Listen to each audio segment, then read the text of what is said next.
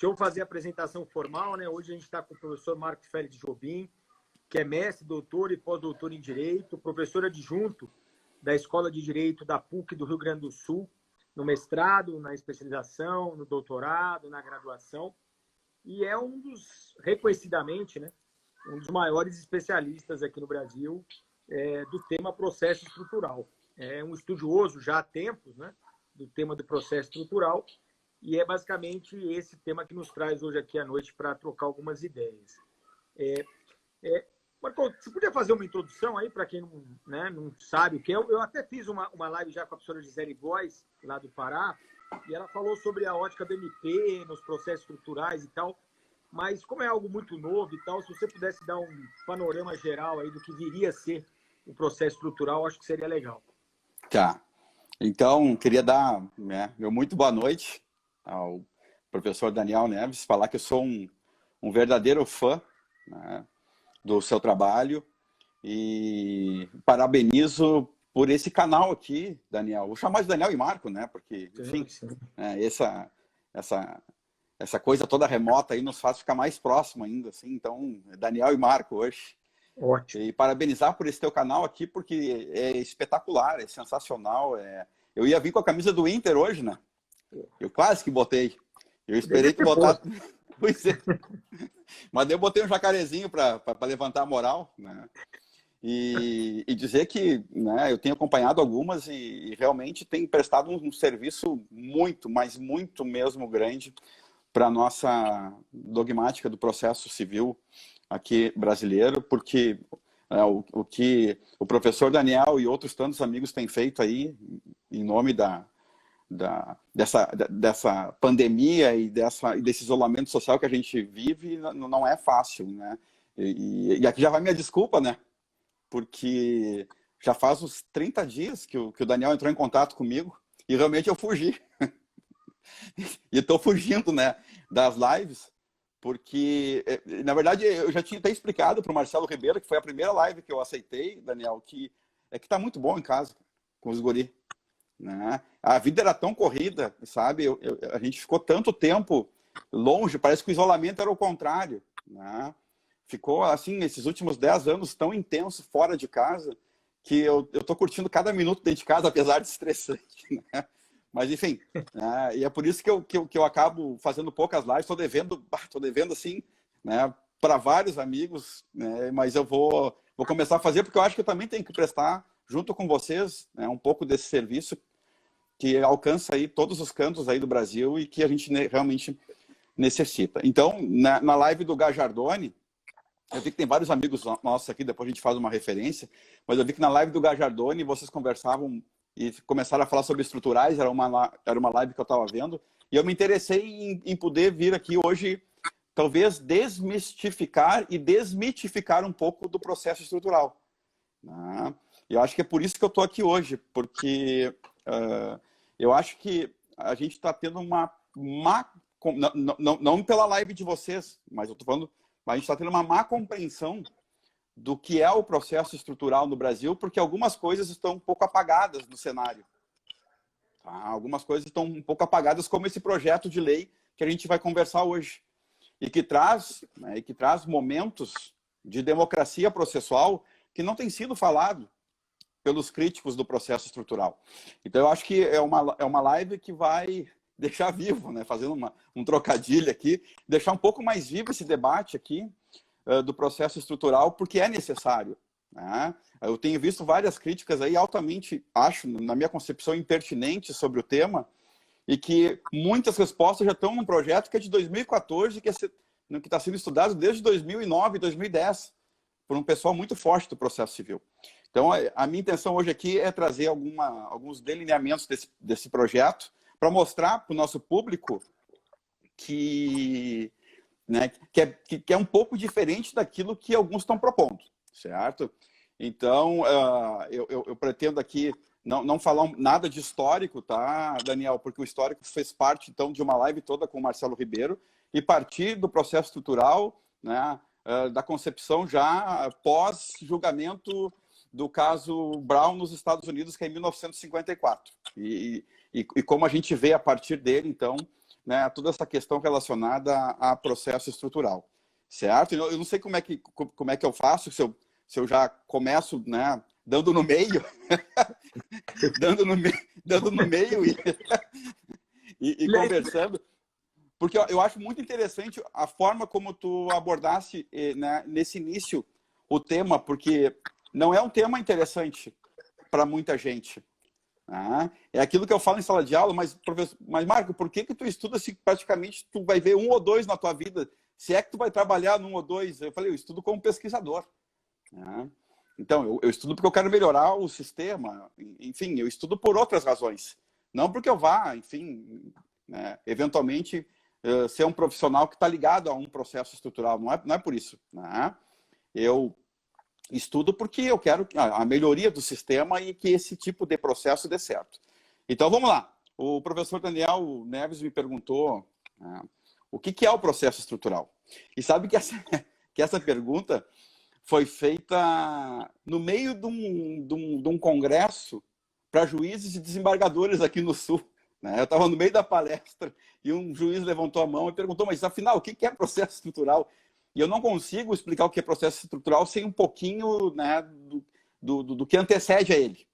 Até porque eu acho que daí fica mais fácil do público leitor, do público ouvinte, enfim, conhecer aquilo que a gente vem trabalhando nos últimos tempos. Certo? Então, duas informações iniciais antes da gente acessar diretamente o processo estrutural. Tá? Primeiro, então, ele vem e ele surge em 1954, no julgamento do caso Brown versus Board of Education, nos Estados Unidos da América, na Suprema Corte, foi o caso da dessegregação racial. Certo? Como as escolas públicas segregavam já desde os 1800, com a chancela da Suprema Corte, porque deu uma decisão em 1896 sobre o caso, e aumentou ainda aquele olhar sobre separados mas iguais, a Suprema Corte dos Estados Unidos teve que, em 1954, se manifestar sobre esse caso e dizer que segregação racial e separados mas iguais era uma prática inconstitucional. Certo? Só que não adiantava declarar a inconstitucionalidade dessa prática, Seria uma decisão altamente sem efetividade alguma no plano fático. E a Suprema Corte, então, deu um ano para que os estados dos Estados Unidos, principalmente os estados do Sul, começassem, então, a colocar dentro da sua cultura essa parte da dessegregação racial.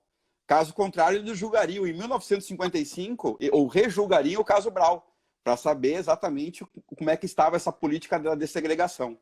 Bom, tu imagina, Daniel, tu gosta de história também, como é que foi entre 1954 e 1955 a prática da dessegregação racial nos Estados Unidos.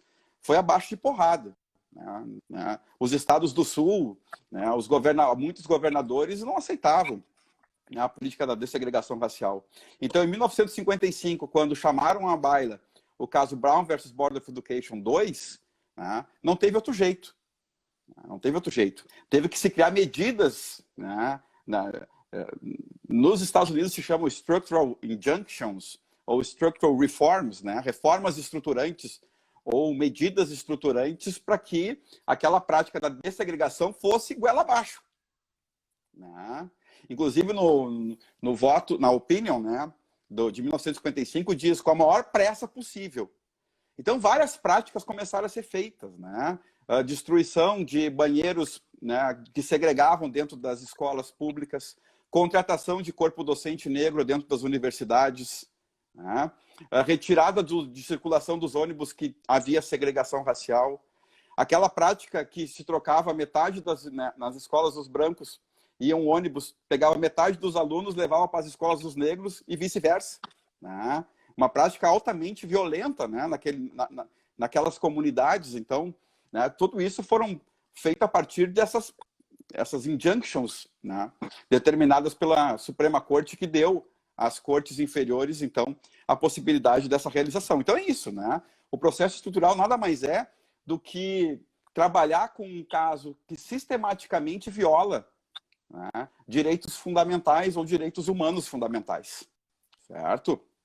Então, a partir dessa prática que se né, que se agrega a uma determinada parte estatal ou privada, né, depois eu posso conversar sobre isso, eu preciso de um instrumento forte o suficiente para fazer com que aquela cultura seja, de alguma forma, né, modificada. Então é isso, o processo estrutural a partir dessa premissa, né? Existe um sistema, tanto é que uma das questões mais debatidas é o estado de coisas inconstitucional nos presídios, né? Há uma prática reiterada de violação sistêmica aos direitos fundamentais, né, dos presidiários, e por isso se necessita, então, de algum instrumento que dê conta de uma reestruturação, né, daquele plano que eventualmente está desgastado. O que me parece, e depois a gente pode conversar sobre isso, o que me parece que é um grande equívoco é achar que o juiz faz isso por decisão judicial. E aí é por isso a minha missão aqui hoje, Daniel, é a partir da demonstração via projeto de lei 8.058/2014, mostrar que o juiz decidir num processo estrutural é a pior coisa do mundo. Quanto menos decisão num processo estrutural, melhor ele vai ser. E vice-versa. Quanto mais decisão, pior ele vai ser. Então, o processo estrutural é algo completamente diferente do que se tem pensado em alguns lugares. Tanto é que, em tese, a gente só teve um processo estrutural no Brasil até hoje, que foi ajuizado, né, em Minas Gerais, que o professor Edilson Vitorelli foi consultor, né, da Procuradoria, que é depois dos 2 desastres, para que a União informasse qual era o plano, né, para as dezenas e dezenas e dezenas de barragens que podem estourar a qualquer momento. Na verdade, o resto, tudo que a gente tem de processo estrutural, é aquilo, é pingado uma coisa aqui, é pingado uma coisa ali, chamam de estrutural, que para mim ainda não é. Isso eu queria deixar bem claro para o nosso público que tá nos ouvindo agora e nos vendo. Muito daquilo que está pingando aqui na doutrina e saltando aos nossos olhos por uma decisão judicial, não é processo estrutural ainda. É uma partezinha que a gente pode dizer, olha, aqui tem uma parte estrutural, mas de estrutural mesmo,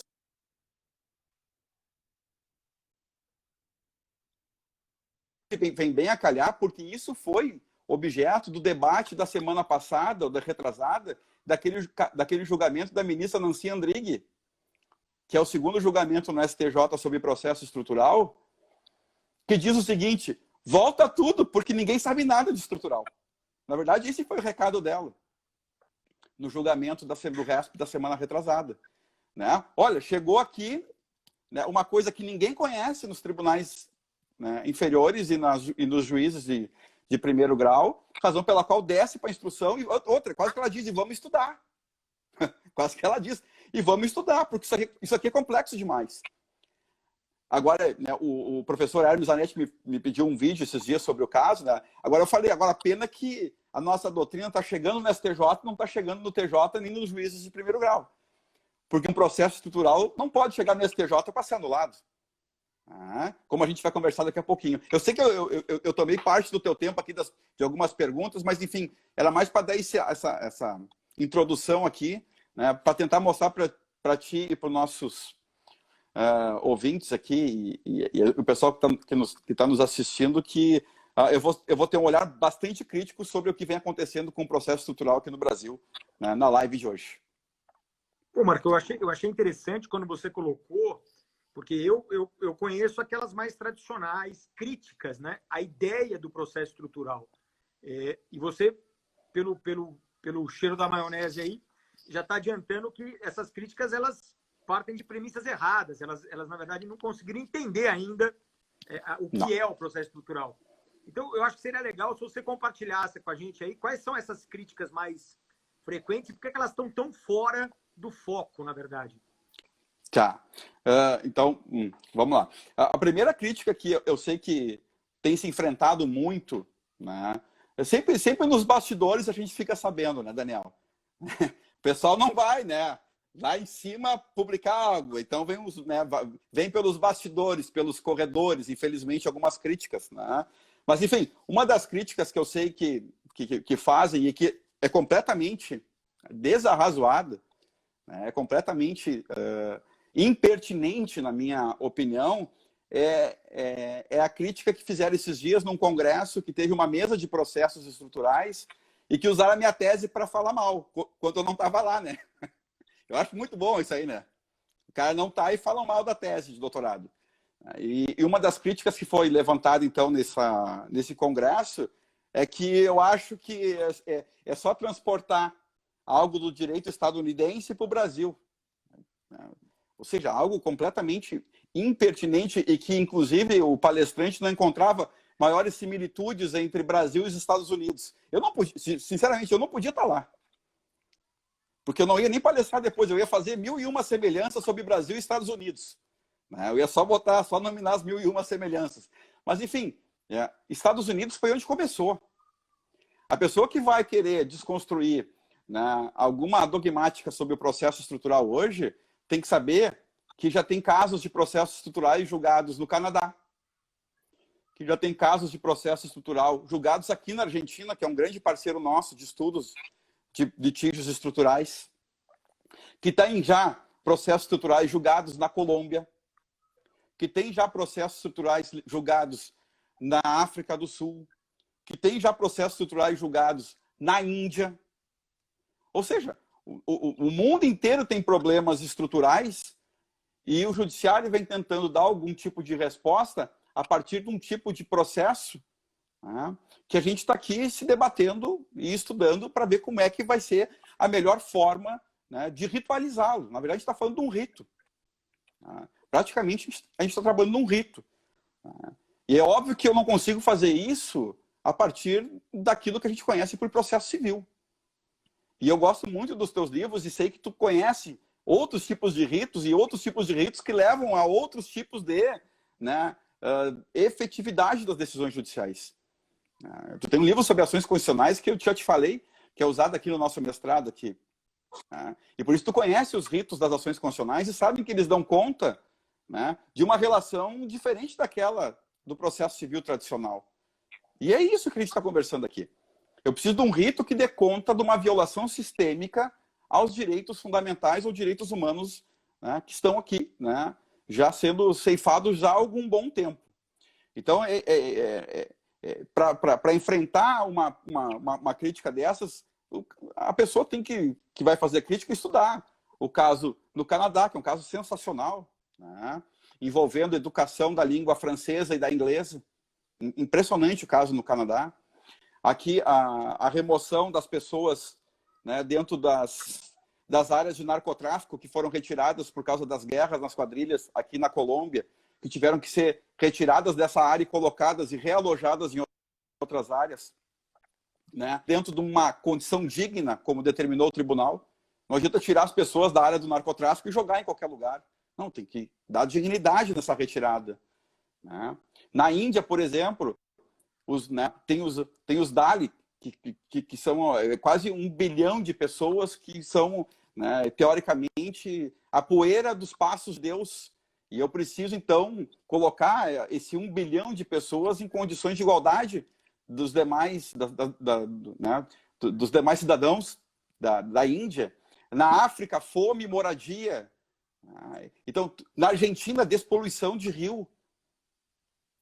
Então, tudo isso faz parte de um rito que tenta dar conta de tudo isso. Um rito que eventualmente vai dar conta de tudo isso. E o projeto de lei 8.058/2014 traz uma parte desse rito. Né? Traz uma parcela desse rito que é bastante interessante para mostrar que o juiz não tem como decidir tudo isso. É diferente. O professor Arenhardt usa um exemplo muito bom, quando o juiz muda, né, e determina que alguém faça um transplante antes do outro, ele não sabe o que aconteceu na fila. Ele não sabe o que aconteceu na fila. Ele colocou o Marco na frente do Daniel, mas a fila de transplante, né, ele não tem ideia do que aconteceu. Então, eu vi tua preocupação na live com o Gajardoni, assim, é muita coisa diferente. Veja bem que a gente, em tese, a gente não tem nem lide tradicional. A gente tem um problema para resolver. Né? O rito estrutural vai dar conta de um problema. estrutural já na sociedade. Vê bem, o juiz não precisa declarar esse problema já é conhecido de todos nós. Não tem decisão sobre o problema. É o presídio que não dá condições, é o rio que está poluído, é o racismo, é a falta de vagas em creche, é a poluição de rios. Tem decisão ativista sobre esses determinados temas? Eu acho que não. Passa longe do ativismo. Esse tipo de decisão. Esse núcleo, essa primeira decisão, ou esse primeiro contato que o juiz vai ter com a causa, ele é um contato de algo que já é, né, uma coisa intolerável pela sociedade. Intolerável pela sociedade. Então, na verdade, ele só recebe o problema. O que o juiz faz? O juiz recebe o problema e repassa adiante. A gente vai conversar um pouquinho daqui a pouco sobre isso, mas ele repassa. Ele não vai chegar no problema e vai dizer, eu vou resolver o problema assim, assim, assado. Quem vai resolver o problema é o responsável pelo problema. E não sou eu. Já adiantando um pouquinho o projeto, né? Quem vai resolver o problema é o agente público que deveria ter feito essa política pública. É ele que vai ter que vir aqui no processo e me dizer qual é o plano que a administração pública vai me apresentar e apresentar à sociedade para que a gente debata em caráter democrático dentro de um processo para que saia daqui, né, a melhor de todas as decisões, de todas, né, de toda a efetividade que esse processo aqui precisa. Então ele passa a bola adiante. É isso que vai acontecer num processo estrutural. Passou pela minha cabeça. Não, passou pela minha cabeça. Porque na verdade, essa perspectiva que você está colocando, ela também já afasta uma outra crítica corrente, que é baseada na separação de poderes, na discricionalidade administrativa, de que o judiciário estaria impondo as políticas públicas. E a partir da premissa de que, na verdade, o judiciário não está impondo nada. O judiciário está falando, olha, você tem que fazer, me diz aí como é que vai ser, vamos organizar, bola para frente. Perfeito. Vocês aí que estudam mais processo estrutural, dentro dessa premissa, vocês chegam até a duvidar da natureza jurisdicional do processo estrutural ou não chega a tanto? Na verdade, assim, esses dias eu fiz um congresso, bem em épocas de início da pandemia, quando ainda as coisas, né, estavam ainda meio que conformes entre executivo, legislativo e judiciário, né? Lá no início, quando a gente tinha ainda, né, as lives do ministro Mandetta dizendo como é que as coisas iam se dar, o ex-ministro Mandetta, né? O legislativo trabalhando com o processo legislativo para que, eventualmente, algumas coisas fossem aprovadas a toque de caixa para a sociedade poder usufruir de algumas coisas, e o judiciário segurando em algumas decisões judiciais o quê? Né? Né? Segurando a peteca, olha, é Estado, prefeituras que vão decidir sobre isolamento, esse tipo de coisa. Não adianta eu vir aqui encarar... Eu tenho um caso muito, né, muito emblemático, é de um surfista, né, que tentou aqui em Santa Catarina, Daniel, criar ali, por meio de um habeas corpus, né, um rito para ele surfar de manhã cedo. Que ele falou, olha, eu pratico surf, eu quero surfar das 5 da manhã às 8. E, no inverno quase, né? Ou seja, eu não vou contaminar ninguém vai me contaminar. E o juiz disse não. Mas é interessante o caso dele, né? Só que o juiz disse não, né? Não vai surfar aqui. Nas praias aqui tu não surfa. Enfim, o judiciário estava segurando. Então, veja bem, não é necessário nem que seja em nível do judiciário, porque foi o que eu defendi nesse congresso. Porque era executivo, legislativo, judiciário e sociedade civil de mãos dadas enfrentando um problema. Não era nível do judiciário. Era um nível que dentro do rito que a gente pensa, o judiciário também daria conta. Poderia ser no judiciário, mas estava acontecendo um processo estrutural fora do rito do judiciário, né? Fora dessa ritualização toda que a gente conhece. E era aquilo, né? O executivo com plano, o legislativo dando vazão a esse plano, tentando votar né, aquelas R$ 600 a tempo e tal, o judiciário segurando, né, e a sociedade civil, né, enfim, com medo ou sem medo, né, também, de alguma forma, aí, fazendo o seu isolamento. Era um plano que tinha uma estruturação e que estava dando certo, ele era um estrutural. Eu não sei se tens, deve estar acompanhando essa questão lá da morte nos Estados Unidos e todas essas manifestações de racismo, né? Eles estão falando toda hora na televisão o racismo estrutural nos Estados Unidos. É isso. É isso. Na verdade, é dentro disso tentar... Opa, caiu. Não, eu tô aqui. É que às vezes às vezes ele fica assim, mas já voltou. Essa expressão foi muito falada nas últimas semanas, né? O racismo estrutural nos Estados Unidos. Então, né, me fez lembrar muito, né, do meu trabalho, da minha tese, enfim, que não é nem processo estrutural, é em medida estrutural, né? É mais no âmbito nosso, mas enfim, é mais ou menos isso que eu vejo. Eu não vejo só dentro do judiciário, pode ser fora do judiciário, mas o judiciário comporta também esse rito. E eu achei uma coisa muito interessante da semana retrasada, a tua live com o Gajardoni, quando vocês falaram, mas o CPC dá conta? Não dá, mas por enquanto tem que dar, né? Por enquanto tem que dar conta. Né? É o que a gente tem. O projeto de lei é o Walking Dead, eu falo, né? O projeto que a gente vai trabalhar é o Walking Dead. Ele já morreu, já nasceu, já reviveu, né? E agora possivelmente vai ser arquivado de novo. Mas ele não deixa de trazer coisas interessantes, né? É o Walking Dead. Não, ele é... Eu nunca vi, né? Sabe? Tá lutando para sobreviver. Mas ele tem um problema.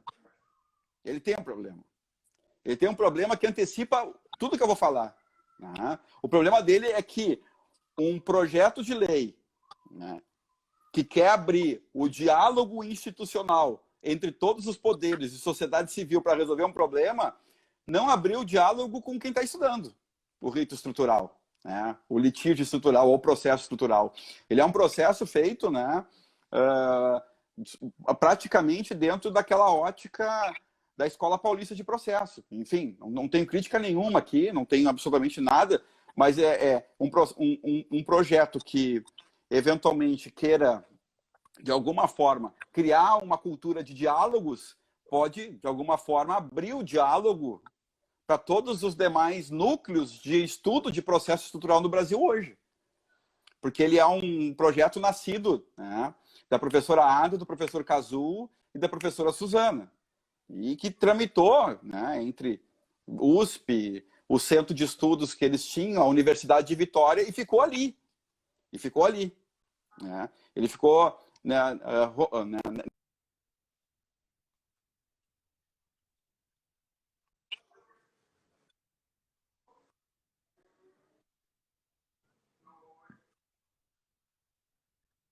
O que eu estou falando para ti? Esse livro aqui, que saiu em 2017, é o livro do professor Cazu, da professora Suzana e da professora Ada, que é o estudo sobre a lei, sobre o projeto de lei 8.058. Esse livrão aqui estuda só o projeto de lei. E no mesmo ano, as outras escolas que estudam fizeram esse livro aqui, Processos Estruturais. Ou seja, eles deviam estar juntos. A lógica me diz que eles deviam estar juntos. A gente devia todo mundo estudar para o projeto ser o melhor possível. E a gente vê que o projeto tem alguns equívocos que quem estuda bastante processo estrutural consegue notar a olhos vistos. E é por isso, de repente, que não vai, né, tão cedo ser aprovado. Mas, enfim. Enfim. Então, traz para a gente aí, Marco, esses pontos mais... Tanto os bons quanto os ruins, né? Tá. Então, assim, primeiro, ele começa instituindo algo muito estatalizado. O projeto serve praticamente para políticas públicas. E quando a gente sabe já há um bom tempo que não só no ambiente estatal existem problemas estruturais. Uma sociedade empresária privada pode, da mesma forma, ter problemas estruturais que necessitem da intervenção, né, via um rito estrutural, para que possa ser reestruturada ali algumas de suas funções. Então começa por aí. Ele é um projeto que pensa só para a parte estatal. Então ele vem no capítulo 1º, Daniel, e começa lá já falando dos princípios e das características do processo estrutural. E a gente que estuda processo estrutural, por exemplo, já toma um revés no início, né? Porque fala o seguinte, né? Que o processo especial para controle jurisdicional de políticas públicas, além de obedecer o rito estabelecido nessa lei, terá as seguintes características: estruturais, vírgula, a fim de facilitar o diálogo entre os poderes. Não, isso não é estrutural. Começa, a primeira característica não é estrutural. Estrutural é exatamente, né, a possibilidade de, no plano do mundo dos fatos, poder estruturar, né, uma nova realidade para o ente estatal ou para uma empresa, né, privada. Então, começa, né, para nós com um equívoco já do que é estrutural. Depois, policêntricas, indicando a intervenção do contraditório do poder público e da sociedade. Policêntricas não é isso para nós. Policêntricas, o professor Fuller, aquele lá que é o conhecidíssimo do caso dos denunciantes, né, invejosos, e ele compara com uma teia de aranha. Policêntrico porque se eu mexer na parte da teia aqui, né, pode repercutir aqui. Então ele não tem um centro, ele é irradiado, né? Em qualquer lugar que eu mexa na teia de aranha, ela vai modificar tudo. E essa é uma das complexidades que o processo estrutural tem, né? É tentar ver, a partir do plano que vai ser apresentado, como é que eu faço para mexer nessa teia. Então, veja bem, duas questões de cara que são muito importantes para conceituar um processo estrutural, que na nossa ótica, ou pelo menos na minha ótica que estudo, né, processo estrutural, não vem muito naquilo que a gente tem trabalhado com esses conceitos, tá? Mas vamos lá, vamos para as partes boas, né? Eu vim aqui falar da parte boa, para tentar desmistificar um pouquinho, né, aquilo que a gente pensa sobre o processo estrutural, certo?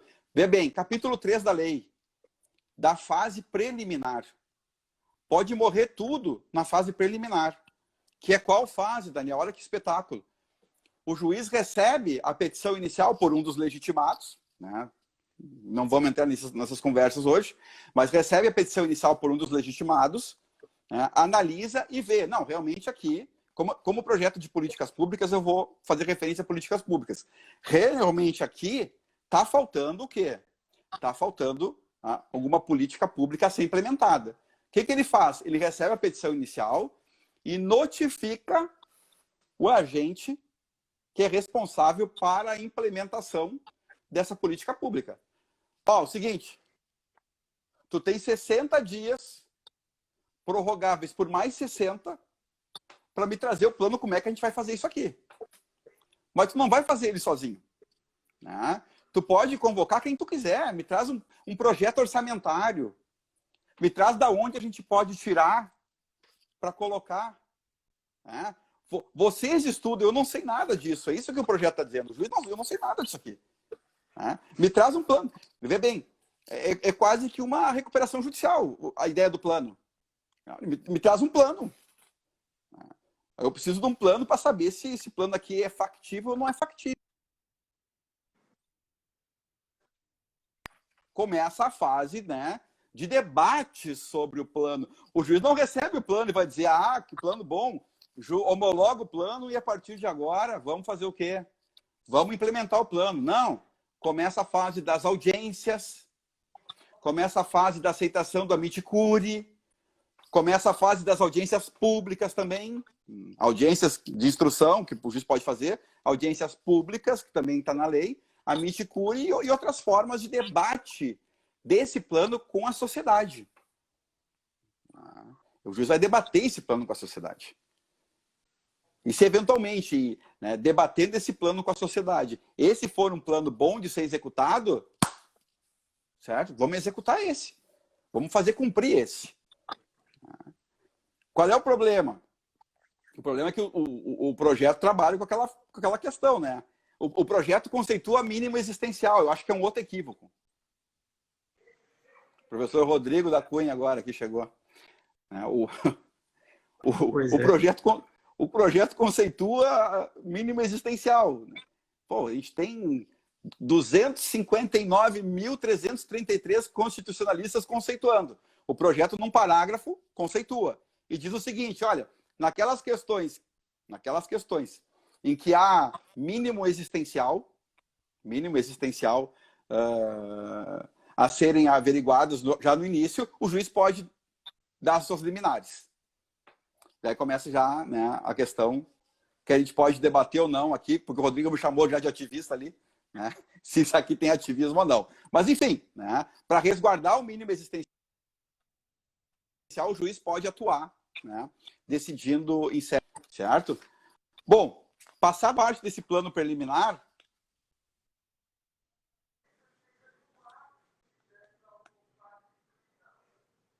né? Voltou? Passada a parte desse plano... Voltou? Tá. Passada a parte desse plano preliminar, o juiz pode determinar... o Rodrigo tá me agorando ali. Tá nos agorando. Passada, então, essa parte da fase preliminar, que é uma fase que, inclusive, pode liquidar com o processo. Não é ativista. Pare de escrever ativista, que não tem nada de ativista do que eu estou falando. O juiz pode determinar, em conjunto com as partes, né, uma...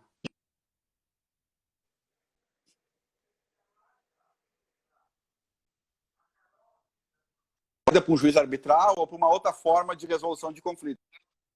Eu acho que uma parte um pouco, né, difícil do projeto é essa aqui. Né? Inclusive agora, Daniel, na última rodada de debates que teve na USP o ano passado, a professora Trícia Navarro pode até falar bastante sobre isso aqui, porque ela trabalhou nessa parte dos meios alternativos dentro desse projeto aqui. Ela poderia fazer uma live bem legal com vocês. Né? E demonstrar como é que ficou mais ou menos delineado, depois dos novos debates na USP, essa parte aqui dos meios alternativos de solução de controvérsias dentro dos processos estruturais. Tá? Mas, enfim, se nada disso der certo, a gente vai para o processo judicial. Se nada disso, então, acabar dando certo, começa, então, a fase realmente judicial do processo. Travou de novo. Travou de novo? Voltou, né? Voltou? Tá. Eu estou na fase judicial, né? Começa, então, a fase judicial do processo estrutural, que, da mesma forma como a fase vamos dizer, pré-processual, também fala que o juiz não julga em si o que deve ser feito. Na verdade, na fase processual, a discussão que vai existir é sobre a possibilidade do juiz determinar, por decisão judicial, que o agente público responsável pela política pública, que não entregou o plano na fase pré-processual, entregue na processual. Então, ele vai determinar, e aí, né, mediante medidas típicas ou atípicas dos meios, né, de cumprimento das decisões judiciais, que aquele agente que não fez o seu trabalho no plano pré-processual, faça agora no plano processual. E a partir daí, então, né, determinando que o prazo que vai ter que ser feito, as sanções que vão ter, caso não sejam realizadas naquele prazo determinado pelo juiz, enfim, né, aí está chegando, né, nas determinações que o juiz vai dar ao agente público aqui nesse caso, para que ele, enfim, seja coagido, né, para, de alguma forma, entregar esse plano agora na fase judicial, que nada mais é agora a edição da fase pré-processual. Entregue o plano, vamos debater. Debater como? Chamando todo mundo. Executivo, legislativo, sociedade civil e todos aqueles interessados em discutir esse problema. Eu tenho que resolver o problema. É um problema que eu devo resolver. Não é o Marco cobrando do Daniel 300 mil reais daquela nota promissória. Não. Aqui é um problema que deve ser resolvido e que, então, a partir de todo esse diálogo democrático dentro do processo, eu possa legitimar os atos subsequentes, que são os atos, então, que vão dar, né, a efetividade daquele plano apresentado ou na fase pré-processual ou, então, na fase processual. Veja bem, é mais ou menos isso que seria o processo estrutural. O que não dá, e o que vem acontecendo, é que nada disso vem acontecendo dentro desses processos, e aí sai uma decisão judicial, que chamam de estrutural. E aí, óbvio, sem tudo isso que a gente está falando, sem toda essa democracia processual, sem todos esses envolvidos discutindo o problema, aí tu pode chamar de qualquer coisa. Tu pode chamar de arbitrariedade, de protagonismo, de ativismo, né? Aí eu estou com todo mundo, aí há problemas. O problema é chamar uma decisão estrutural dentro de um processo que não foi estrutural. E isso faz com que se desgaste cada vez mais o Instituto, que nem começou ainda, né, a dar luzes dentro do direito brasileiro. Então, essa é uma das maiores críticas. Tudo que chamam de processo estrutural hoje, decisão estruturante, medida estruturante, tem o menor, né, comprometimento com isso que a gente está conversando agora. Tanto que a ministra Nancy disse, olha, volta e vamos ver isso aqui, porque isso aqui é diferente. Isso aqui tem alguma coisa diferente que não é, né, o processo civil tradicional. Então, fica aqui esse clamor para que, né, não chamem qualquer coisa de processo estrutural. Porque chamar qualquer coisa de processo estrutural, né, vai acabar matando o Instituto. Vai acabar eliminando com a esperança de que ele eventualmente tenha, né, alguma possibilidade de dar certo aqui no Brasil. Agora, Marco, me responde uma coisa. Vamos imaginar o seguinte, tanto nessa fase pré-processual como numa fase processual já. Uhum. Vem um projeto de reestruturação do órgão público, aí vamos ouvir todo mundo. Vamos ouvir legislativos, vamos ouvir o MP, vamos ouvir a defensoria, se tiver procedente, vamos ouvir associações e tal. E aí vamos imaginar que aí surge um impasse. Há um impasse, porque é claro que o ideal seria que a gente... vamos mudar aqui, não, aqui eu posso mudar, vamos negociar e tal, mas não. Chega uma hora que ninguém mais arreda o pé, e aí é necessário uma decisão, né? Porque o juiz vai ter que falar, então, peraí. E esse juiz vai dar até pena, né, coitado? Porque teoricamente ele vai ter que parar a vida dele inteira para fazer isso, porque não tem como ele fazer isso em mais 6.900 processos na vara. Não. Tanto que o artigo 31 fala que esse processo tem que ter vara própria. Tá? Então, a justiça, os tribunais regionais federais e os tribunais de justiça, a partir da edição da lei, devem, em 60 dias ou 30 dias, não me lembro aqui a redação, começar a instituir várias próprias de processos estruturais. Né? Senão não vai dar certo. Realmente tem que ser um juiz altamente, né, específico para aquela determinada demanda. Porque uma demanda dessas, né, a gente sabe que pode controlar a vida de uma pessoa. Assim como foi a recuperação judicial da Varig, assim como é a recuperação judicial da Oi, que eu não sei como é que o doutor Fernando consegue viver dentro, né, daquelas milhares e milhares e milhares de habilitações, enfim. Né? Então, na verdade, a criação de vara de processo estrutural é algo altamente pensado pela lei e já debatido em alguns cantos aqui do Brasil. Eu, inclusive, já debati aqui no estado aqui a possibilidade da criação dessa vara. Mas é aquilo, né? Vou criar a vara sem ter um rito, que vocês estavam conversando há 2 semanas atrás.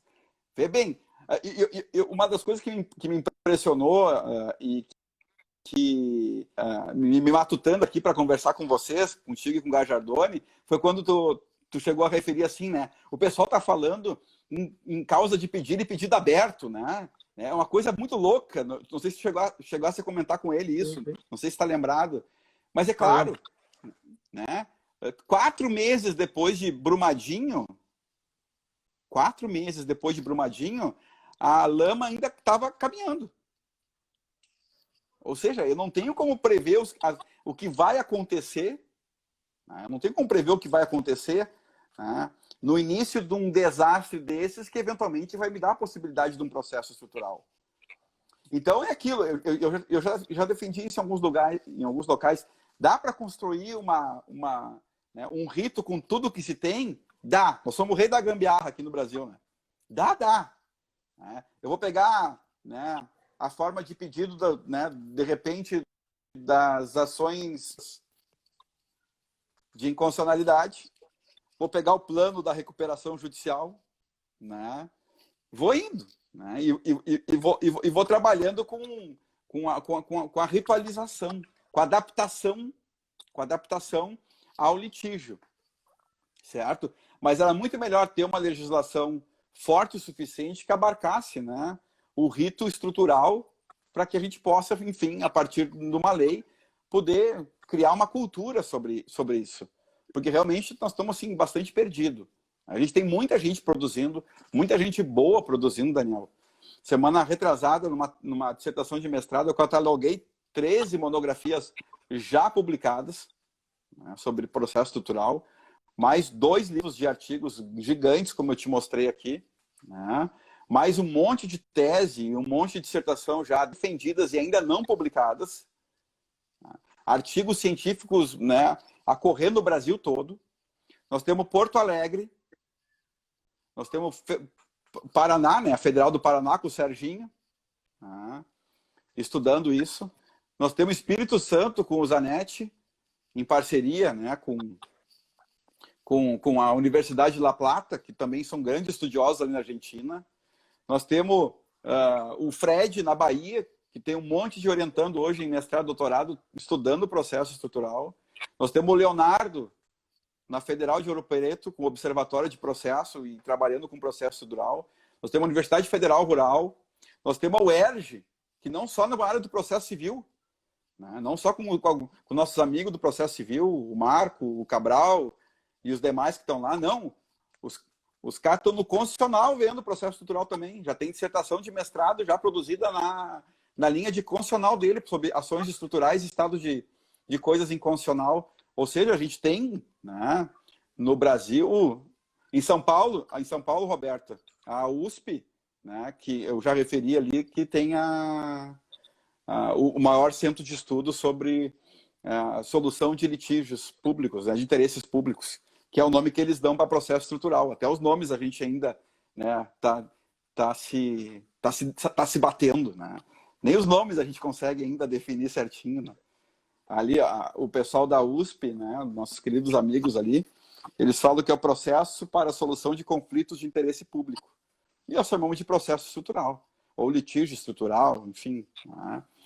Então é isso, a gente tem várias pessoas no Brasil já estudando isso. Já não é um fenômeno só brasileiro e dos Estados Unidos, como eu acabei de tentar demonstrar no início da live. Então a gente está aí, estamos aprendendo com o tema, né? A gente não pode aprender, né, pelas más lições, né, que é exatamente o que está acontecendo no judiciário, que estão chamando tudo de estrutural. É contra isso que eu tenho brigado. Não, tenho aqui uma decisão estruturante. Não, tem que ver se o processo foi estruturante. Eu tenho dado aqui algumas consultorias, às vezes, para alguns procuradores de município, né, que chegam aqui com uma sentença estruturante, Daniel, né, que não ouviram ninguém. Não ouviram ninguém. Então, não pode ser estruturante. E aquela sentença é eivada de invalidade. Tipo assim, né, num açude que divide 2 cidades aqui, e que uma ação civil pública ia determinar a construção de um esgoto para cair nele, enfim, mediante várias técnicas para tentar não poluir. 70% disso ia afetar a parte do açude que é da cidade X. E os outros 30% na cidade Y ia afetar. E o juiz julgou sem ouvir a cidade Y. Sem ouvir a Procuradoria, sem ouvir o Ministério Público, sem ouvir a sociedade civil de lá, simplesmente determinou a construção e tendo a decisão dele repercussão numa cidade vizinha. Na cidade vizinha. Aí chega para mim que eu vou dizer, olha, não tem como. Vocês devem ser ouvidos. Vocês devem ser ouvidos. Pois é o que eu estou tentando agora na apelação. Eu fiz 257 páginas de apelação. Eu falei, agora sim tu não vai ser ouvido. Né? 257, ninguém vai te ler. Bastava meia dúzia, né? Certinho ali onde tu tinha que ir. Né? Mas, enfim, é isso que está acontecendo. Né? E aí passa por tudo que tu conhece melhor do que eu. Passa por representatividade adequada, passa por coisa julgada, passa por, né, algumas falhas que o processo coletivo tem que a gente sabe que, né, só quem estuda mesmo para saber que já no processo coletivo, né, existe uma ranhura no devido processo legal, imagina num processo estrutural coletivo. E quando acontece isso, porque eu fico pensando o seguinte, os problemas estruturais, eles estão aí. E a cada vez me parece que em maior quantidade, né? E, malho ou malhe, eles são jurisdicionalizados. E aí você vai lá, aquele procedimento me engana que eu gosto, dá uma decisão estruturante sem a base estrutural, e aí essa desgraça, ela transita em julgado, vamos imaginar que não dá para consertar, ela transitou em julgado. Sim. Uhum. E aí, tem jeito de, na hora executiva, salvar a lavoura, ou fala, meu, agora vira aqueles elefantes brancos que nunca vão ser efetivados, aí deixa isso para lá. Na verdade, é por isso que o professor Sérgio Arenhardt fala tanto em decisão em cascata, né? Na verdade, a única decisão que tem um núcleo duro mesmo é o reconhecimento do problema. O resto tudo é adaptação. Né? O resto tudo é adaptável conforme o caminhar do litígio. Né?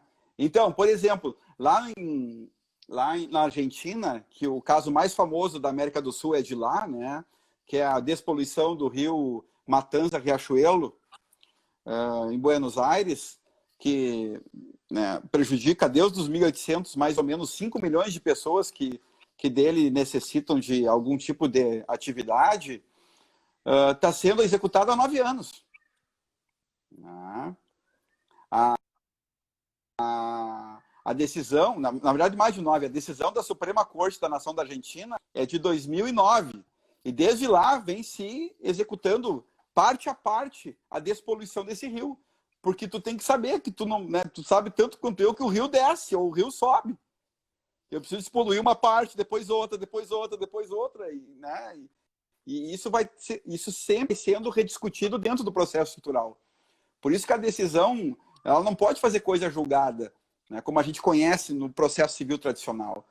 Aí a gente vai ter que ver lá a tese do Cabral, trabalhar com um sistema de preclusões mínimas dentro de um processo estrutural. É muita coisa que está no ar e que a gente precisa conhecer para poder, de alguma forma... Ó o Melo aí fazendo história aí, ó. Ó o Melo aí. Ó, o Melo fazendo isso. Eu estou devendo uma live pro Melo, né? Ele é um que vai me cobrar agora. O Mazei quer que eu faça uma live de vinho e eu não bebo há 15 anos. Eu não bebo há 15 anos. Põe uma maguaria aí de uva. Olha aqui, ó. Um Schweppes. Vai ter que ser. Mas eu acho que sim, ó, eu acho que serve aqui para dizer que existem outras formas de ver o processo estrutural. Não. Existem outras formas de ver o processo estrutural. Você colocou bem, né? Tipo, com ou sem a fase estrutural, falar, vamos implementar essa política pública é o mais fácil, né? O problema é que vem depois, né? Quer dizer, beleza, e agora, né? Uhum. Nem dá não tem condição. O juiz não tem. E aí ele acaba, se for em 9 anos, você vai ter execuções, se bobear, que não tem nem assim, pretensão de acabar, né? Na verdade. Sim, sim. É uma das críticas que o Vitorelli e o Arenhardt eles travam, né? Porque o Arenhardt diz, olha, pode ser que o processo estrutural nunca acabe. E o Vitorelli diz que tem que ter prazo para acabar. Então, né? Então, isso tudo está sendo discutido aqui na doutrina Mazola aí, ó. Pintou até o Mazola aí. Tá vendo? Olha aí, os amigos, tudo aí, ó. Tudo desaprendendo, né? Comigo. Não, tudo aprendendo aí. Né? Tudo desaprendendo. Na verdade é o seguinte, o projeto vai ser arquivado de novo, né? Ele vai ser arquivado porque, enfim, né, se for analisar lá o rito que está no site da Câmara, foram perdidos os prazos necessários a tal a tal diligência. Então, possivelmente, né, ele vai ser arquivado novamente. Mas esse projeto aqui, que eu estou aqui com 32 artigos, Daniel, ele já está bem menor, porque o pessoal da USP, o Lucon, a Trícia, quando estava fazendo pós-doc lá, e os demais mestrandos e doutorandos, inclusive dessa vez chamaram o Serginho, que a gente gostou muito, né? Chamaram o Serginho para ser ouvido, né? Nessa última comissão que teve para tentar diminuir, enxugar um pouquinho, mudar algumas coisas aqui, né? Parece que não vai dar certo, mas a Trícia tem o novo projeto, né, mais enxugadinho, melhorado, bem melhorado, porque já está, né, o pessoal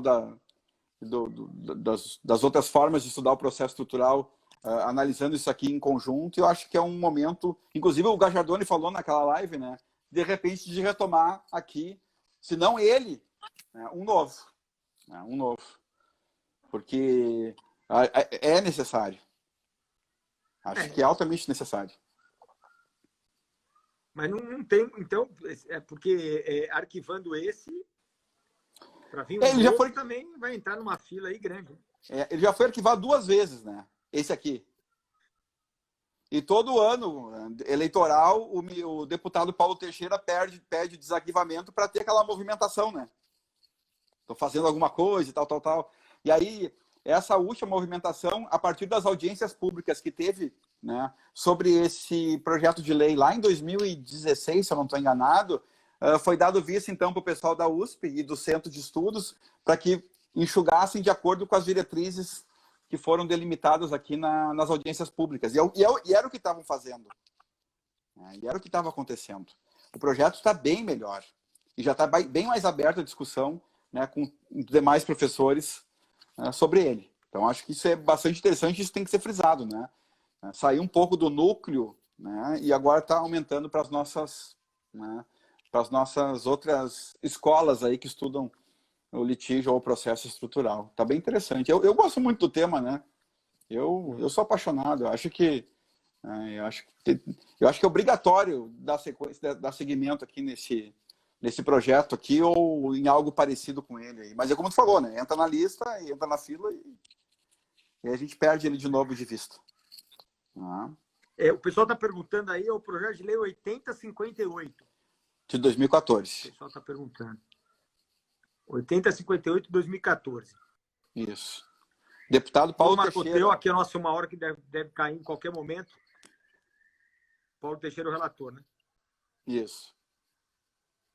Bom, Marco, vou deixar então você fazer o encerramento aí que vai, se bobear daqui nos próximos 2 minutos, deve cair aí, porque vai dar 1 hora. Então fica à vontade para encerrar. Eu queria te agradecer, foi show de bola. Nem sabia que tinha esse projeto de lei, tanto que eu estava conversando com o Gajador lá, tem que vir uma lei para regulamentar isso aí, os caras, e você falou, seu idiota, desde 2014 tem projeto de lei. Não, mas realmente o projeto ele ficou muito escondido, né? Ninguém falou mais. O livro vermelho, esse que é um livro muito bom, ficou um pouco, né, para trás, porque a gente lançou o verde, que teve muita publicidade em cima logo depois, então o projeto realmente ele foi deixado de lado. Então acho que foi bom aqui esse resgate, né, do projeto de lei, enfim, para que todo mundo pudesse conhecer que já existe até processo legislativo. Eu não fui o primeiro a trabalhar com o tema no Brasil, o professor Cazu, o professor Aado, a professora Suzana já trabalhavam com isso dentro do mestrado, doutorado da USP há mais tempo do que eu. Eu fui o primeiro que botou o nome de estruturantes na capa do livro, né? Então, não fui o primeiro a estudar. O professor Carlos Salles tem um debate em 2009, antes ainda, que está no site da FGV, com o All in Fees aqui no Brasil, espetacular também. Tem muita coisa boa para lembrar. Eu posso passar o material depois para que tu passe para os teus seguidores aí. E só tenho para te agradecer, porque é um espaço que se tornou obrigatório, né, para quem tem um tempo vir aqui e poder acessar, né, o teu canal aqui, o teu Instagram, para que possa aprender processo contigo e com os nossos amigos que ao teu lado aí conseguem, né, tornar o dia mais fácil, né, porque são lives muito, muito gostosas de ver, sabe? São lives leves, assim, são lives de pessoas do bem como tu é, Daniel. Apesar de a gente se conhecer pouco, a gente teve, né, faz 3 anos, eu acho, a gente teve pouco contato, dá para ver que tu é uma pessoa assim, daquelas que o pai iluminou quando botou aqui no nosso terreno, aqui, no nosso globo aqui. Então, só te elogiar e dizer que teu trabalho é espetacular. Tá? Pô, cara, digo mesmo, viu, cara? Você é muito engraçado, você é uma das pessoas mais engraçadas. As mensagens que você me manda aqui no WhatsApp, o pessoal acha até que eu tô passando mal, porque eu dou cada risada aqui. E é muito bom. Tem que rir também, porque senão é só desgraça. Mas obrigado. Uhum. Valeu, meu amigo. Obrigado, valeu, obrigadão. Beijo para todo mundo aí. Um abraço para vocês, se cuidem aí. Tchau, tchau. Até.